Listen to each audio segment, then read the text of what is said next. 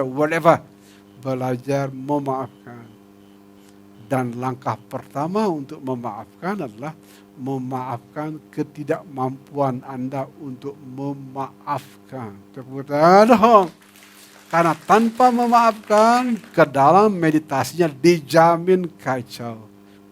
Guru-guru saya sudah lebih dari 10 tahun meditasi, tapi tetap kacau. Oke. Cerita di masa lalu apa yang menyakitkan, keluar, ibu saya beginilah, bapak saya beginilah, istri saya beginilah, suami saya begitu kan, anak yang gak nyambung-nyambung cerita, itu cerita buruk, itu semua cerita kegagalan memaafkan. Kalau Anda tidak memaafkan, akan sulit sekali meninggalkan sungai pikiran dan perasaan, bahkan nyaris tidak mungkin. Sehingga sebelum kita betul-betul memasuki sungai indah menyaksikan, yakinlah Anda sudah belajar memaafkan.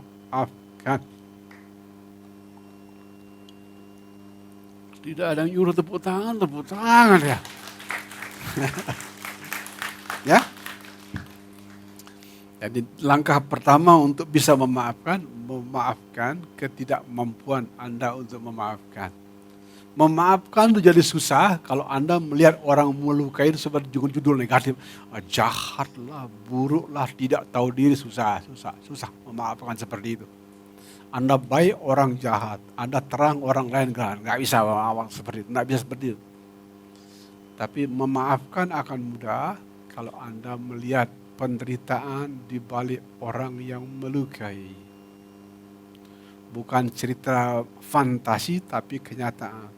Di balik orang yang marah, dendam, dan dengki itu semuanya luka jiwa yang belum sembuh. Jangan lihat marahnya, jangan lihat kata-kata kasarnya. Lihatlah luka jiwanya yang belum sembuh. Kalau Anda fokus kepada luka jiwa yang belum sembuh, mudah memaafkan. Gurunya sering diserang begini, serang begitu, dihina begini, dihina begitu, tidak pernah berespon. Kalau di Facebook paling di-hide aja pesan, hide. Ngelayan orang-orang seperti itu. Kenapa bisa seperti itu bertahun-tahun? Karena selalu orang-orang seperti itu luka jiwanya sangat dalam. Sangat dalam. Sehingga kalau Anda fokus kepada luka jiwa di balik kemarahan orang lain, memaafkan itu jadi mudah dan indah. Ya, di balik kemarahan orang lain bukan setan, bukan. Itu luka jiwa yang belum sembuh. Ada orang yang tidak punya ibu sejak kecil, tidak punya bapak sejak kecil, ada yang ditamparin sejak kecil, ke sekolahnya tidak berhasil, keuangannya hancur-hancuran, ya seperti itulah.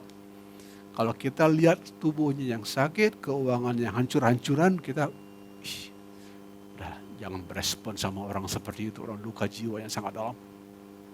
Nah, mudah memaafkan kalau mudah berjumpa sungai ketiga kalau Anda sudah memaafkan. Dan tanda-tanda yang paling jujur ketika Anda belajar ke dalam adalah tubuh. Di tubuh kita kan ada segitiga indah, trinitas namanya.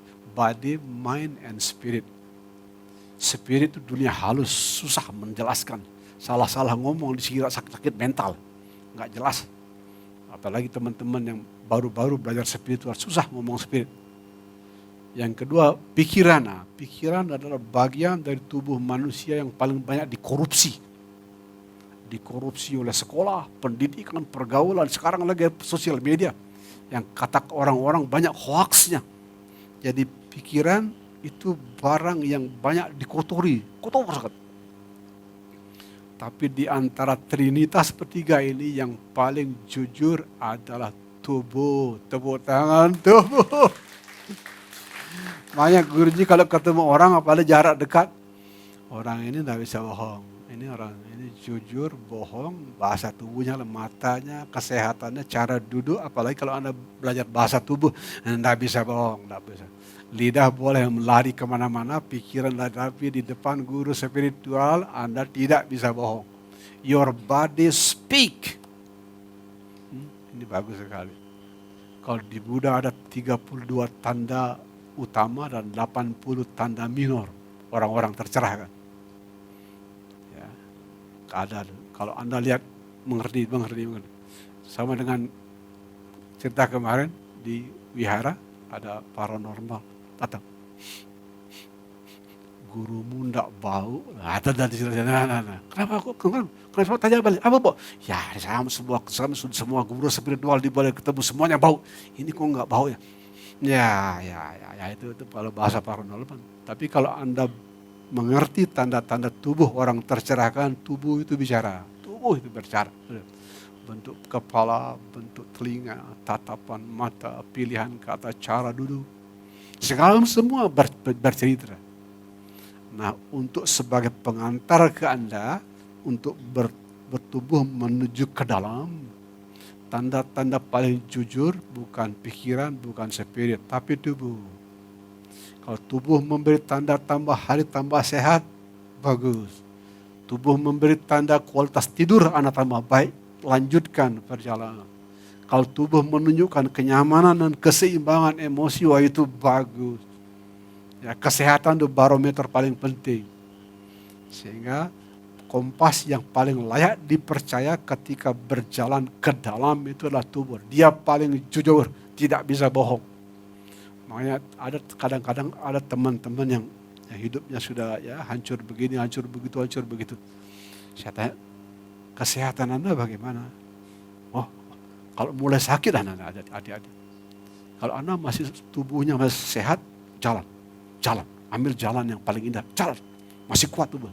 Tapi jantung saya sudah begini, jangan.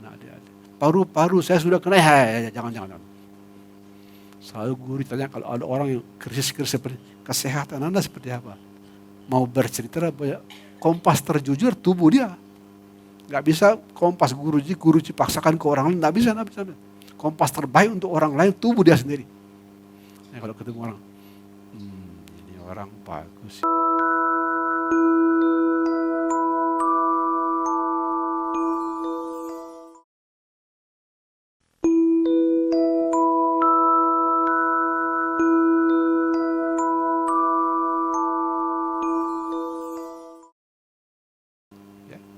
Sama dengan Pak Dokter ketemu guruji di asram, begitu pertama, wah ini tanda-tanda orang soleh seperti ini, kata Pak Dokter, tepuk tangan dulu.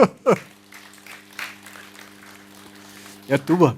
Nah, perjalanan ke dalam, ingat, kompas yang paling jujur adalah tubuh kita sendiri. Dengarkan. Kalau pikiran dan perasaan kacau, forget it. Karena sifat pikiran dan perasaan memang kacau. Lebih-lebih kalau pikiran ke timur, perasaan ke barat, jangan didengarkan. Dengarkan tubuh. Ya, tidur memang baik, kesehatan baik, kekebalan tubuh, nafsu makan. Guruji tiap pagi check up kok. Dulu sering dirayu-rayu dokter Kembon, check up guru, enggak mau. Orang tiap pagi check up. Ya warna kecil, lancar tidaknya BAB, warnanya, baunya, kualitas tidur, baru bangun. Kalau tidurnya indah, dalam keadaan segar, apalagi segar minta olahraga, barbel, itu bagus, enggak perlu check up semuanya. Karena kenapa? The one who know the body best is the body itself. Yang paling tahu tubuh sendiri. Nah, kompas itu yang kita dengarkan tatkala berjalan ke dalam. Bukan pikiran, bukan perasaan. Sejauh tubuh menunjukkan tanda-tanda sehat, tidurnya indah, nafsu makannya enak, go on. Itu tanda yang kompas yang paling bagus. Dan agar bisa memasuki sungai ketiga, ini mantra yang sudah dibagikan ke sahabat Compassion sejak di wihara. Yang mantranya cuma 3. Terima, mengalir, tersenyum. Tepuk tangan. Tersenyum dianya padaku. Manis. Ku belai rambutnya yang hitam. Sayang. Alangkah senang hatiku bila berjumpa denganmu. Alangkah senang hatiku bila berjumpa ini berkah kelas ini bagus sekali. Berkah kelas bagus sekali. Tadi pagi guruji bangun, guru rahasia bilangin, ajarin muridmu yang datang kali ini bagus sekali. Ini ilmu magic tertinggi, the highest magic. Ya, thought and emotion alchemy is the highest form of magic. Kalimat aslinya disampaikan alam rahasia. Thought and emotion alchemy is the highest form of magic. Itu kalimat aslinya. Terjemahkan. Ini ajaran orang barat. Di barat itu orang tercerahkan disebut the alchemist. The alchemist itu cirinya dia bisa mengubah besi biasa menjadi emas.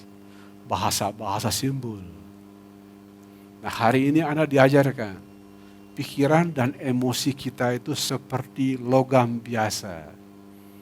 Tapi hari ini kita bisa bikin logam biasa pikiran perasaan menjadi emas pencerahan. Tepuk tangan. Thought and emotion alchemy itu nama obat. Belum pernah diajarkan. Boleh tanya Pak Darmin sama Pak Haji, belum pernah dia. Nama ajarannya Thought and Emotion Alchemy. Oleh guru rahasia di ashram bilang, the highest form of magic. Waktu kecil kita di Bali kan sering kalau kita belajar meditasi orang Bali pada menggodeng. Sudah bisa terbang. Oh, itu bertanya, bukan bertanya atau menghina. Kadang-kadang sudah bisa menghilang. Itu nanya apa menghina. Tapi untuk Anda ketahui, kalau Anda menyentuh ilmu tertinggi, the highest form of magic, di mana logam pikiran perasaan kita olah menjadi emas pencerahan, mungkin itu. Mungkin. Guruji tumbuh waktu kecil remaja di Singaraja. Di Singaraja pernah mendengar zaman dulu. Ada orang baiklah atau sebut orang suci di Singaraja suatu hari di zaman PKI dulu diserang orang. Diserang orang-orang, dia hilang. Namanya terkenal. Orang-orang Singaraja pernah kok bisa hilang? Jadi orang tidak bisa dibunuh. Hilang. Setelah PKI orang itu muncul sebagai orang biasa. Dari situ mengatakan, ini ilmunya. Ya, ilmunya pakai contoh tuh, pakai contoh. Biar lebih gampang menerangkan bagaimana pikiran dan perasaan yang diolah oleh ilmu alkemi itu menjadi bahan pencerahan. Di Indonesia pernah ada orang India yang tercerahkan. Di Indonesia beliau tercerahkan di zaman Sriwijaya. Nama gurunya Lama Adisa. Di abad ke-7 Sriwijaya. Di Bali ketika itu dipimpin oleh Wangsa Warmadewa. Guruji kalau ketemu hal-hal yang berbau Warmadewa di Bali menghormat. Waktu tahun 2002 yang pertama kali datang ke Bali, orang tokoh di Bali yang paling menghormat Rektor Warmadewa. Itu Profesor Ida Bagus Tarse. Itu dosennya Fakultas Kedokteran. Jadi zaman Warmadewa kalau Bali, jadi ada guru India yang datang ke Indonesia karena berguru kepada guru spiritual di Indonesia namanya Yang Mulia Dharma Kirti. Dalam perjalanan dari India ke Indonesia, kapal laut Lama Adisa itu dicegat oleh makhluk yang sangat menakutkan. Tidak pernah dijelaskan. Di kapalnya di tengah lautan, di tengahnya makhluk besar yang mau memakan kapal lautnya. Tidak hanya manusia, sak kapal laut dia mau makan. Tapi Lama Adisa datang ke dek kapal. Langsung Namaskara itu sujud. Dia panggil makhluk menakutkan itu dengan sebutan ibu. Ibu, kalau ibu datang untuk meminum darah saya, darah ini memang dibuat untuk diminum. Kalau ibu datang karena lapar untuk memakan daging, daging saya juga dibuat untuk ibu makan. Sekarang kalau lapar, makanlah daging ini seindah-indahnya. Kalau haus, minumlah darah ini seindah-indahnya. Dan makhluk menakutkan itu sujud. Lama Adisa, Anda jiwa yang sangat mengagumkan. Tepuk tangan dong. Penjelasan akademiknya. Karena kan tidak bisa penjelasan magic, penjelasan akademiknya. Makhluk-makhluk seram menakutkan itu vibrasinya di bawah 100. Binatang pada umumnya di bawah 100. Mereka berkelahi saling membunuh satu-satu di bawah 100. Nah, cerita lama Artisa, beliau compassion.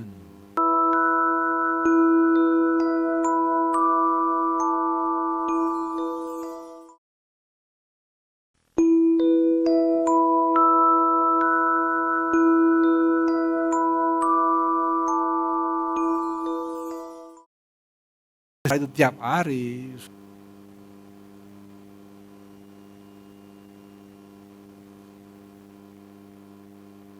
Wah, ini ya bernama ini mau melahirkan operasi, disuruh nyari hari baik. Bagusnya hari baiknya apa? Waduh, bagus. Tapi karena anak nanya kepada guruji, tanya keluarga compassion. Bagi keluarga di belakang ada terdengar sahabat batuk, tidak perlu batuk, cukup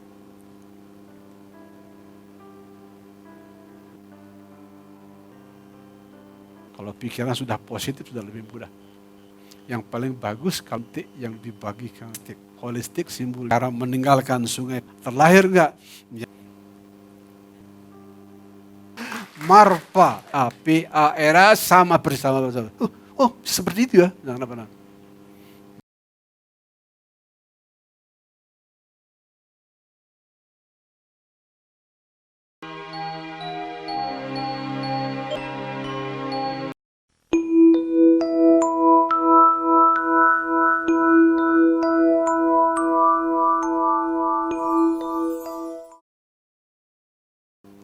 Bahasa Inggris itu tiap hari.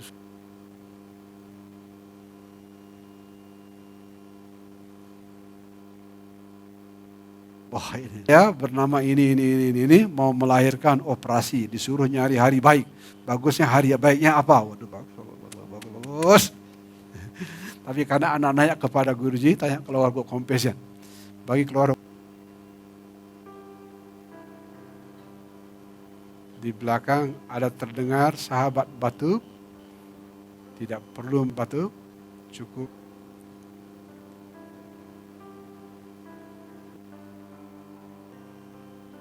kalau pikiran sudah positif sudah lebih mudah. Yang paling bagus kantik yang dibagikan holistik simbol cara meninggalkan sungai. Terlahir enggak? Marpa, P-A-R-A sama bersama. Oh, seperti itu ya. Jangan apa-apa.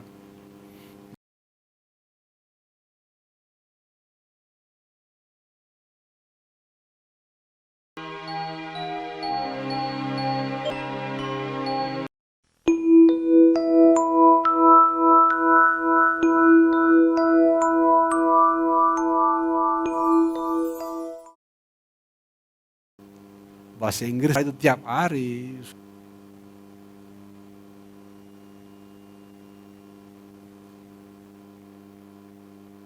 Wah, ini ya bernama ini mau melahirkan operasi, disuruh nyari hari baik. Bagusnya hari baiknya apa? Waduh, bagus. Tapi karena anak nanya kepada guruji, tanya keluarga compassion. Bagi keluarga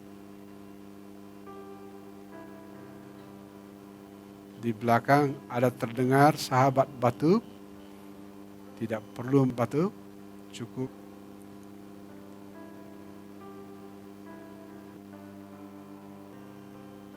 kalau pikiran sudah positif sudah lebih mudah.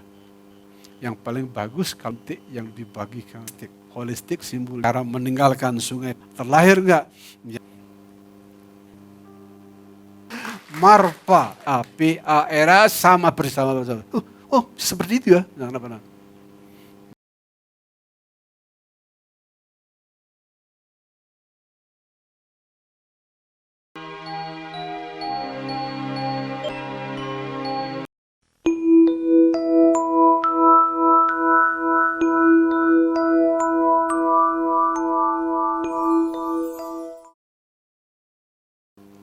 Bahasa Inggris itu tiap hari.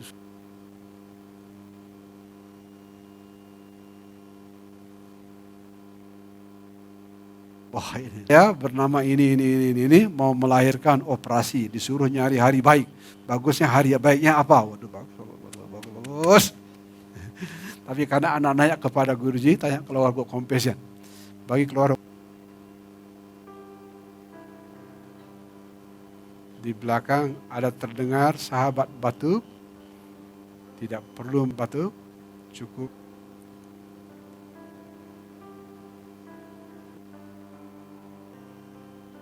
Kalau pikiran sudah positif sudah lebih mudah.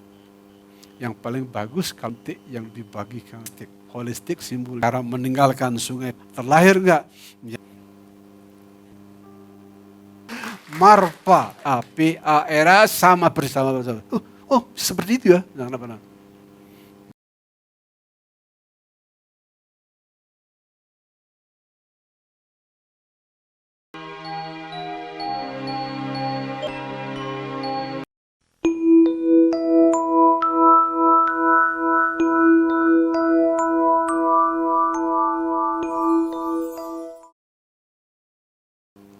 Bahasa Inggris itu tiap hari.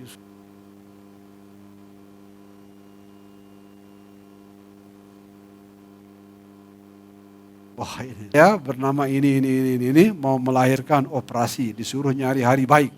Bagusnya hari baiknya apa? Waduh bagus. Tapi karena anak nanya kepada guruji, tanya keluarga compassion. Bagi keluarga di belakang ada terdengar sahabat batuk. Tidak perlu batuk, cukup.